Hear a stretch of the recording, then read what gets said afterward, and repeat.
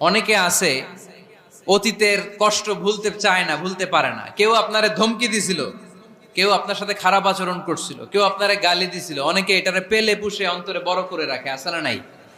ভুলতে চায় না। মনের ভেতরে রাগ পেলে পুষে রাখা ঠিক না। মনে মনে কয়, তুই আমারে মারছিলি, আমি তোরে মারুম। তুই আমারে অপমান করছিলি ওই দিন, যদি একদিন সুযোগ পাই তোরে হোতা এলামু। আছে না এরকম?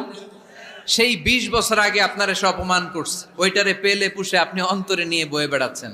আর এই হিংসা ক্ষোভ যদি রাগ ভিতরে রাখেন, এটা আপনারা জ্বালায় দেয় ভিতরে, জানেন? আর যদি আপনি ক্ষমা করে দেন, একেবারে ঠান্ডা।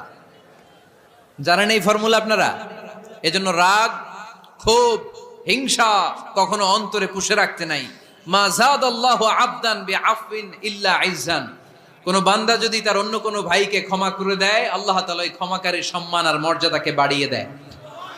আল্লাহ তাআলা নিজে